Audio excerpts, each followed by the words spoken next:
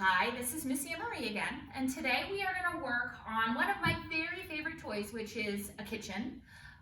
There are a lot of toys very similar to this. We actually found one that had a grill. This is our own personal toy we had at home, and I was super excited as a mommy to get this toy. This is a really wonderful pretend play activity, and so this toy can go for many, many years with your child. So today we're going to talk about those early stages. So right when my kiddo maybe just starts walking.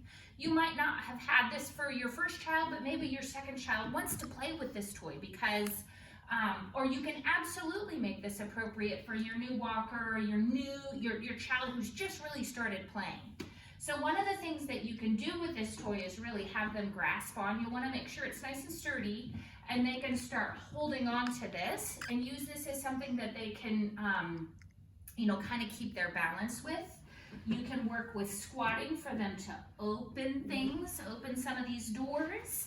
The nice thing about these things is you can actually have things to put in there. They're probably, not going to associate cooking with this toy quite yet. You can put blocks in there. You can really honestly put anything that they're interested in those toys. And so a lot of these have, toys that drawers or doors that you can start working on not only those fine motor skills of holding things, turning things, but you can also work on their language. One thing to think about when they're kind of at this stage, if they've just started walking, if they've really just started understanding these concepts, is you really want to be careful about using too much language with your child. That is hands down one of the hardest things. So a lot of times I as a mom will say, oh, I'm going to go get this basket, and oh, look, it's got this in it. And the way that I liken language learning is it's like learning a second language. So for me, I speak Spanish. When I first started learning Spanish, if you told me manzana and you had an apple here, I would go, oh, an apple is a manzana. But if I say, esta manzana está tan rica porque sabe bien riquísimo, or whatever I might say, I don't know what that is. And so you really want to break your language down. So you can do things like open. You're going to want to give that child time to process. And I can say, put in, close. Little things like that.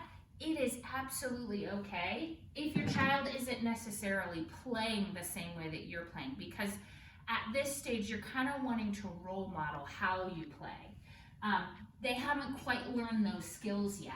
And so, right now I'm going to be thinking about those big movements, because when they're young like this, they just started walking, they're far more interested in things like walking down this, turning things, opening things. Oh, look, what great fine motor that I've got to hold this and open and close. You can start teaching some concepts like microwave. Those are pretty big concepts, so they may or may not, process that, but it is super fun to start working on that. Putting fun things in there that they can find little treats in there.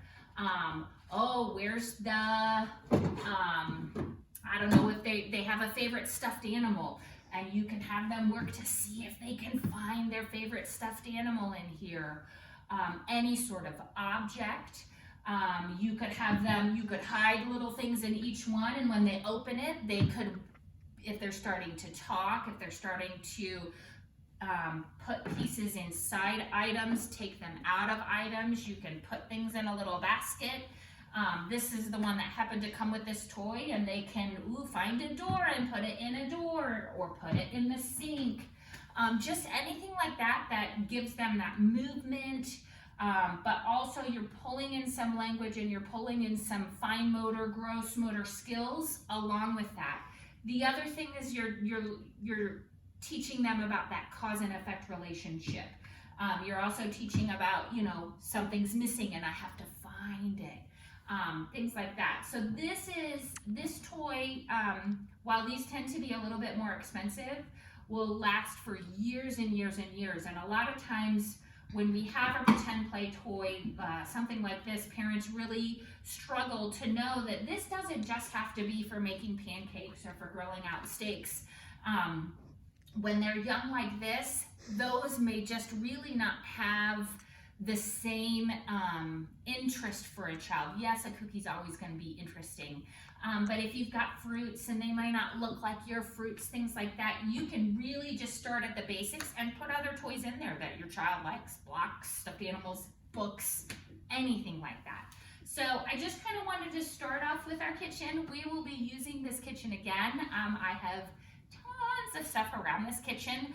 But I thought today we'd just start off with our littles, and then we can kind of move forward with this activity as your child develops cognitively, language, gross motor, fine motor, all of those wonderful things. So I hope you enjoyed this today. I hope you get to spend some grilling time and cooking time with your littles, and get some enjoyment out of just playing with some toys. So please give feedback if there's anything you'd like to know more about, or any suggestions you might have, please let me know.